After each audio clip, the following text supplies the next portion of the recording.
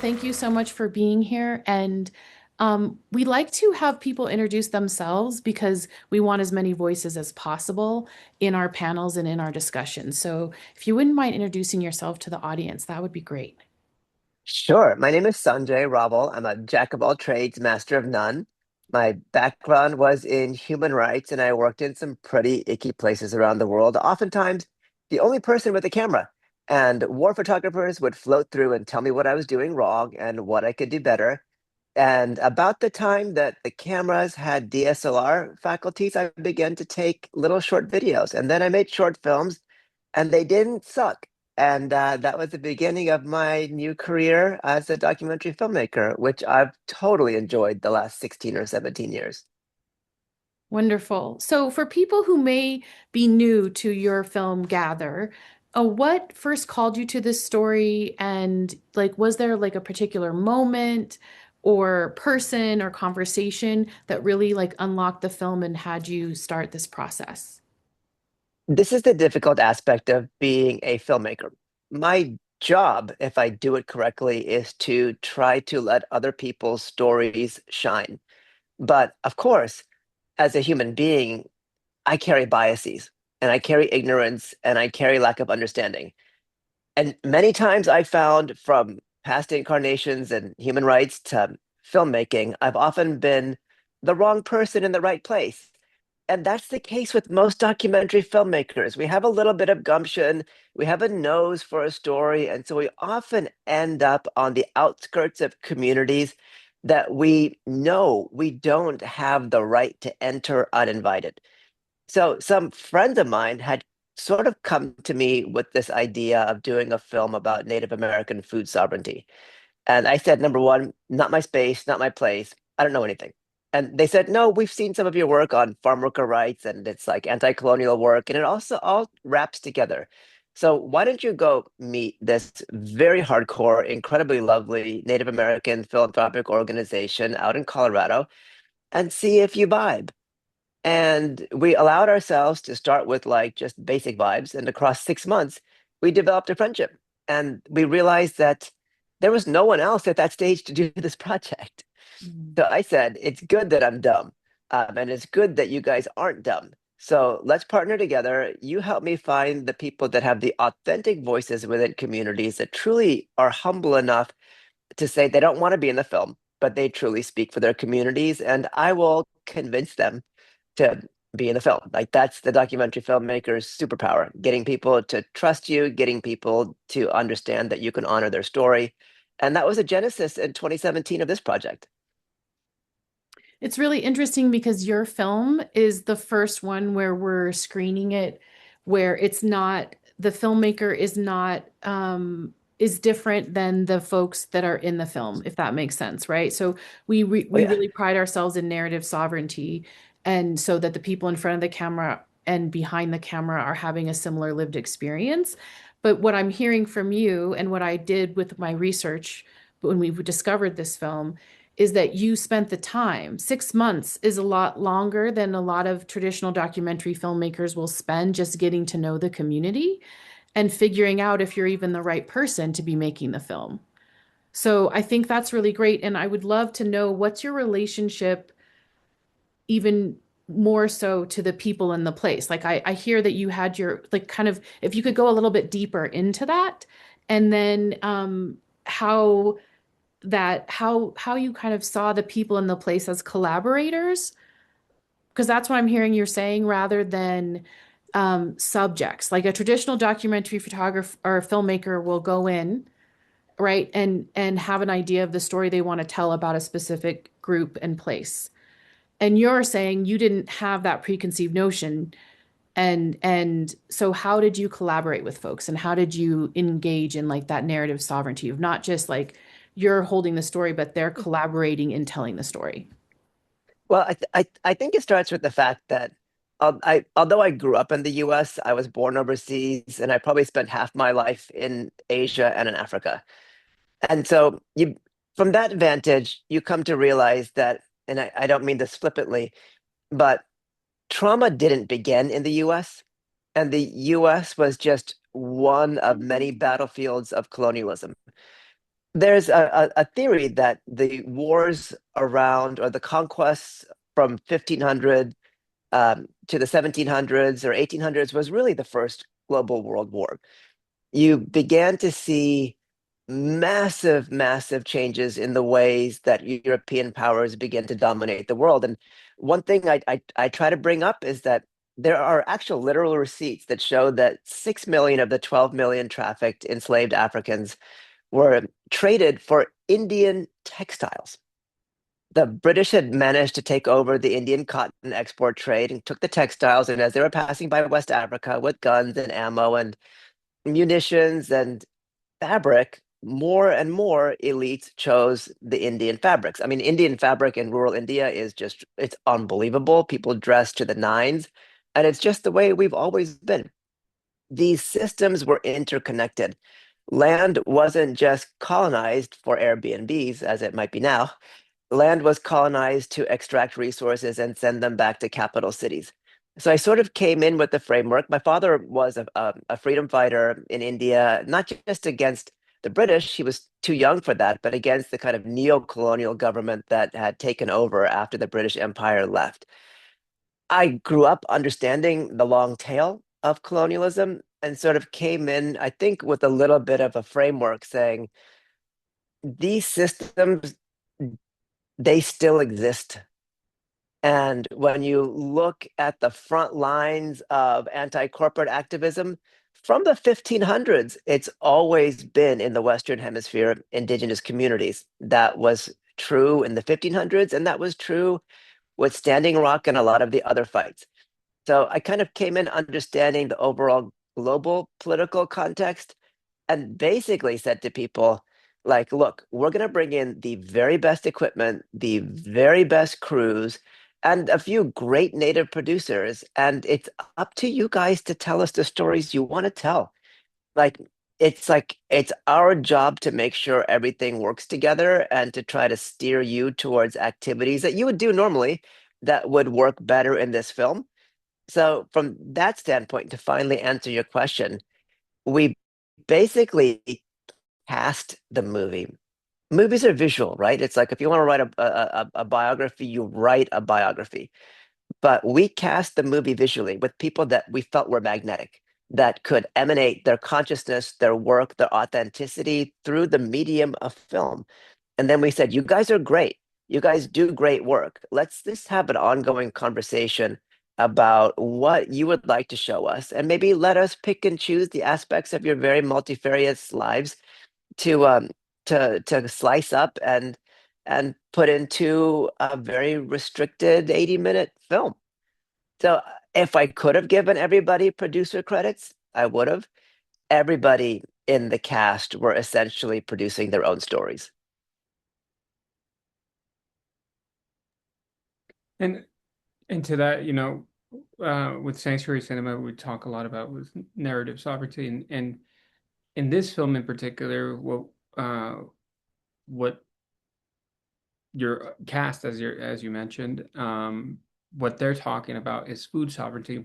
Mostly people think food deserts or agriculture and nutrition, but what do you hope for audiences when they're watching Gather, that they understand about food sovereignty, and what you then learned also about food sovereignty in the process of making this film?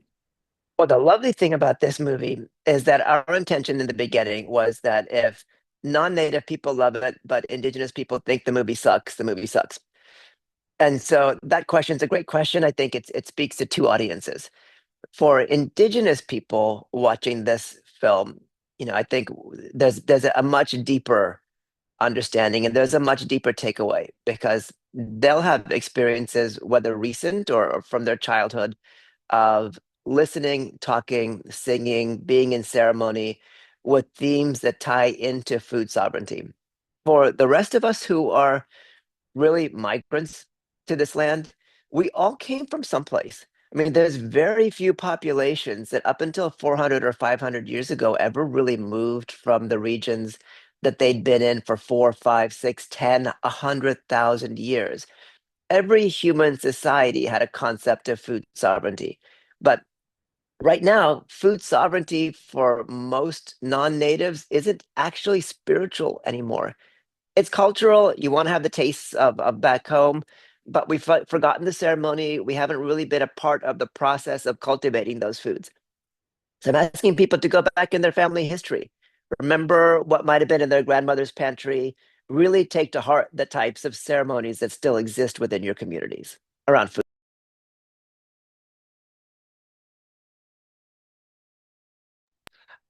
And something that in talking with here in New Mexico, in Albuquerque is a hub, right? Uh, Yeah. but in New Mexico as a whole, indigenous communities do have food sovereignty to certain levels and degrees, um, and so there is a sort of already, like you mentioned, it means different things for every single different person, but um, I guess for for you watching these stories unfold in real time, what was like something that stuck out to you in terms of, those foods and that spirituality coming through the food, and what was something that um, was like sort of personal? Because you said, you grew up in Asia, I'm guessing back home in some sort of way. And so maybe there was something that you understood in what they were talking about that you could maybe sort of bring to the fold in the film. I mean, the most fundamental thing that is obvious, but especially within the Pueblos, because like some of the Western tribes, they were never really forcibly relocated. And so there's a much, despite the kind of horrors of colonialism and the destruction of supply chains and the dependence on all of us on like Walmart and gasoline, there's an understanding of the plants that sustain their people from time immemorial and how the ceremonies and spiritual traditions are tied into the plants and Mother Earth. And coincidentally, I'm also on the board of a New Mexico, Albuquerque-based native running organization called Wings of America that teaches cultural, spiritual, and physical strength through running on Native American reservations, mostly across the Southwest. And so, to finally answer your question, we've only started ascribing monetary amounts to calories for a very short period of time. Like, yes, like way back when emperors, kings, tyrants would tax corn, they would tax wheat, they would tax rice. But when it came to a community's own access to food, they had that sovereignty. But at the same time, it takes a community to harvest food. It takes a community to grow food. It takes a community to prepare food. In our industrialized economy, we try to invisibilize all the people that touch that food. So, in this sort of modern capitalistic society, when we're dealing with food, we as consumers have to try extra hard to give thanks and to understand equity, equality, human rights within the food system and how our choices and our actions and the way we choose to enjoy or consume food can lead to a greater sense of community or continue to fractionate or destroy the traditional sense of community that made humans who we are. And you touched on trauma, but the film resists reducing indigenous communities to what we call trauma porn, right? A lot of documentaries sort of fall into that, where the narrative it sort of embraces more trauma sectors of the story rather than the whole. There is joy, there is more to a a story than just sadness and tragedy. Um, and instead, just foregrounds is knowledge, joy, resilience, and reclamation. What narratives were you hoping to tell, and just how much input did folks have in including those elements into the story for Gather? Well, we had three layers to answer that question. Number one, when we went into communities, we understood that people were sharing what they were sharing with the hope of it getting out to a wider Indigenous or Indigenous and non-Indigenous audience. And we knew right away what stories could be relevant for movies and what wouldn't actually fit a movie concept. Like, if somebody told us a story that happened like 10 years ago, that's a great story, but there's nothing visual that's happening now. So we went and got a grant from a great West Coast non-native foundation to put together basically a team of native journalists and native editors to go back out to those communities and to demonstrate how much we valued them sharing their stories and put those stories into print and got them published in one case on the front page of the San Francisco Chronicle on the holiday at the end of November. Secondly, when we were dealing with our cast, it wasn't their job to understand how they fit into the greater world of Indigenous food sovereignty. They were just telling their stories, and in some of them, the trauma was deep and apparent, and in ways that sometimes I wouldn't recognize as a non-native. But we had native producers who helped us to understand where trauma was being projected and how it would maybe be interpreted or misinterpreted by a wider audience. And so we finally had that final layer of going like, this person's story is true and real, but like let's not include that 2% because to non-natives, it's going to reinforce certain stereotypes. So it's all to say we came in with a certain ethos, but we had people on our team much smarter and like much more um, in these communities than us whom I trusted. I'm really struck by how um, conscientious and thoughtful and intention, but then also sometimes in this work, people get stuck with their intention and they don't think about their impact. And what I'm hearing from you is that because of the producers, you're also thinking about the impact, right? Which again is really aligned with what we're doing here at Sanctuary Cinema, because we think about film as a gathering place for community conversations and to really like um, pro provide the community with multiple perspectives of the same thing based on our different lived experiences so that we can figure out a way to come together and create communities of care and do mutual aid and understand what like the complexity of this messy experience of just being human together, right? Across difference, especially, and how do we create belonging with that? And so, what one of our second to last questions is what conversations or actions or call to actions do you hope gather sparks in the audience after they see the film on the 28th of May?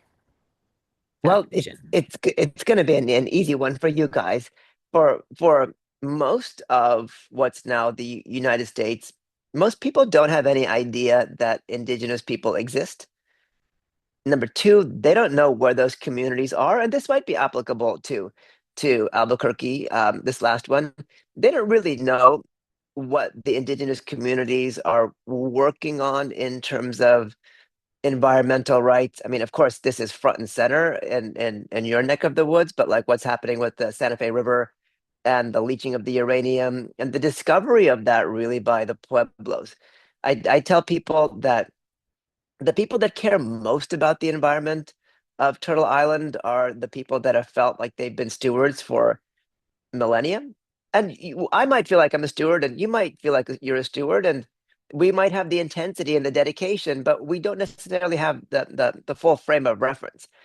And so, for people wanting to know about what issues are going to be relevant or broadcast to greater homogeneous American society, if you go to almost any indigenous tribal website, you'll see the types of things they're working on. And I guarantee you, if you don't think they're relevant right now, you're going to be hit in the face with them in 3, 4, 5 years. So the kind of like universality of access to information is also a good thing for the curious. Every single tribe has a website. Every single tribe has people you can call and just ask, hey, like I do this, I do this, I do this.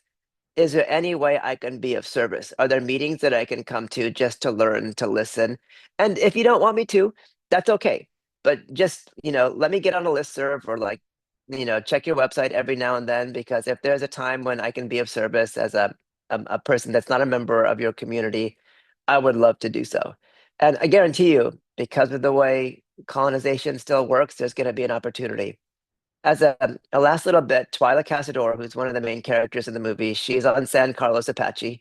And when that was fractioned from the greater Apacheria, the US government didn't include one of their most sacred sites, which is known in English as Oak Flats. Oak Flats is now the site of a massive copper mine. And the Apache can't fight that fight alone. So it's not that indigenous people are trying to work in silos. They very much understand the necessity, from my experience, of developing allyship at the right time in a way that they can control the message still and just provide people opportunities to be a part of a better future. And for filmmakers, and you touched on this obviously, and how we can do a call to action, but for filmmakers and communities seeking narrative sovereignty today, especially those historically excluded from mainstream storytelling, what practices or shifts feel necessary moving forward? I mean, it's very difficult still, right? It's like there's a lot of talent in marginalized communities, but getting those pieces of media out to the mainstream, if that's the desire, is still extremely hard. Documentary filmmaking and this sort of like nonprofit filmmaking is not for people who really have to support kids and spouses and partners and elders. Like I have the privilege of being single still and like not having kids. It's like the financial realities of where art meets commerce are becoming more and more and more intense. So it's a difficult question to answer. I think there's a role in providing people in the future access to our stories. And that's the way I look at things. It's like the movies I make are never going to get like, the box office on opening weekend of Avatar Part 2 or 3, right? But if somebody told a poet or a cantor or a songwriter 1,000 years ago that 10 million people are going to learn your song, but it might not happen for 1,000 years, I guarantee you that songwriter 1,000 years ago would have just been unfathomably delighted. I think now in this like world where things actually go viral and then they disappear, we as content creators, as storytellers have to realize that our audience might be right now, our audience might be 500 years in the future. And we have to work without expectation of that result. When we were making Gather, the ethos was to let people know in the next 100 years where the food sovereignty movement was in the late 2010s, early 2020s. That's it. It's like we said we want to make a movie that still feels relevant in 100 years. And I made a movie called 3100 Run and Become, which has a Navajo Kalahari Bushman character amongst other people. And our intention there was like, let's make a movie that still feels relevant in 500 years. And I think that's the attitude that content creators have to take. And I think that's the expectations of community. Number one, we're creating something for us, by us, and we're creating something for the future. Excellent. Before we close out, it would be great for people to know how to follow you, be in touch, see what you're doing in that way. And then our final question is, what are you working on right now? And what does gathering mean to you now after working on this project? So I guess it's three But people questions.